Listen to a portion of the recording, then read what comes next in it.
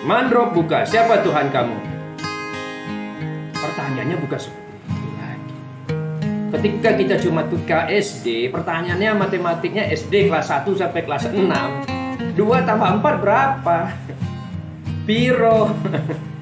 Habis itu ketika SD 7 kali 8 berapa? Masuk akal kah ketika Anda masuk university, masuk ITB, Institut Teknologi Bandung, ditanyanya matematiknya 7 kali 8. Pertanyaannya ketika kita digambarkan dalam ceramah motivasi, ketika mati pertanyaan, Man Rabbuka, jawabnya Allah. Apakah begitu? Begitu bodohkah malaikat? Begitu bodohkah Tuhan menanya seperti itu?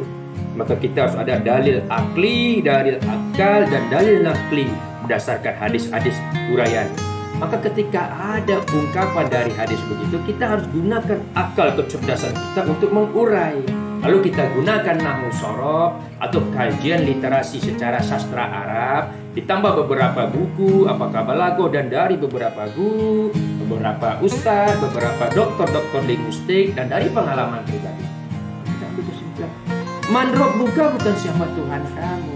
Rabbuka kan kita sudah urai. Rabb bermakna pendidik, pengatur, yang melindungi. Karena Rabb tidak sama lagi makna dengan Allah, tidak sama lagi makna dengan ilah, tidak makna lagi dengan malik. Rabb bermakna pengatur, pelindung. Mana man Rabbuka? Di kubur tuh ditanya nanti, siapa yang menjadi peraturan hidup? Siapa yang kau jadi pertuhankan selama ini? Kalau hidupmu diatur oleh perempuan, oleh selingkuhanmu, maka Tuhanmu adalah selingkuhan. Apabila hidupmu diatur oleh hawa nafsumu bermain judi, maka judi adalah Tuhan. Apabila kau tergila-gila untuk dapat jabatan, atau bergila-gila untuk menjadi pangkat, lalu kau menggunakan segala cara, positif, negatif, hitam atau putih, santai, pelet, secara uang, secara gaib, secara apa, maka Tuhanmu adalah jabatan. Artinya, apa yang menjadi rububiyah, Rabb, peraturan dalam hidup kita yang mengatur selama ini, itulah Tuhan kita. Nah, tidak lain tidak jauh dari harta, tahta, perempuan, anak istri.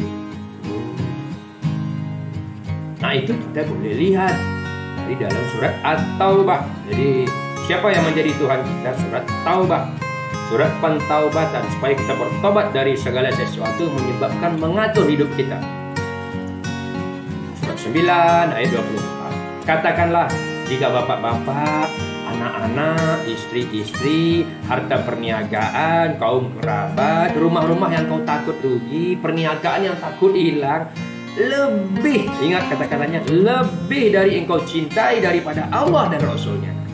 Allah kita tak nampak, Rasulnya tak nampak, kita urai nyatanya. Lebih engkau cintai, lebih engkau pahami, lebih engkau makrifati, lebih engkau ikuti daripada yang tersisa hari ini yang ada wujudnya, Quran, kitab suci di depan. Lebih dari engkau mengenalinya, dari petunjuk Rabb, dari rububiyah, yaitu peraturan Allah di depan mata, maka tunggulah pembalasan. Nah, kalau kita larikan tadi man Rabbuka, siapa yang mengatur hidupmu sampai umur 50 tahun ini sampai tak ngerti Quran? Siapa yang mengatur hidupmu 50 tahun ini Shiratal Mustaqim tak paham? Kita sekolah sampai tinggi, mengejar literatur sampai tinggi, bahkan makna bahasa kita urai. Literasinya sampai kita melihat, kita sampai mendownload, kita sampai ke Google, sampai cari perpustakaan melalui dunia maya, berselancar mencari perpustakaan di berbagai university untuk memahami sebuah makna, untuk membuat skripsi, membuat pemahaman. Tapi kenapa ketika untuk memahami makrifat jalan hidup man Rabbuka, agar mengerti siapa peraturan hidup, kita tidak pernah berselancar banyak literatur. Kita hanya modalkan nebeng, numpang dengan literatur yang diperoleh dari SD, yang katanya Shiratal Mustaqim serambut di belah 7, yang katanya Lailatul Qadar itu anginnya dingin, sejuk, air laut membeku, kelapa merunduk, ikan melompat. Ya Allah, ya Rabbi. Yang katanya asal ngucap syahadat pasti masuk surga, walaupun berzina, judi, mabuk, langsung sesempit itu. Kan hadisnya sahih, betul. Semudah itukah makna? Akhirnya bagi kita, kurangnya pemahaman, kurangnya mencari literasi padahal ada. Hari ini begitu mudah, di balik telapak tangan internet kita mengetik. Akhirnya kita menganggap mudah surga, menganggap mudah neraka, dan menganggap mudah sebuah pentaubatan. Kalau kita mengerti sifat Tuhan yang lain begitu banyak, Allah disebut Al-Qahar, Aziz, perkasa. Tuhan juga maha pengazab, Sari'ul Iqab, cepat azabnya, nggak diduga-duga. Kita pikir nanti setelah kita pensiun, kita taubat dari segala perzinahan, perjudian, perampokan. Adalah masa rajin di hari tua ke masjid, jamaah tak tinggal, subuh tak tinggal, sedekah banyak, berkorban. Belum sampai kita pensiun, anak kita musibah, diletak di rumah sakit bertahun-tahun, 7 tahun, 8 tahun. Apa maksudnya? Istri kita musibah, orang tuh apa saja.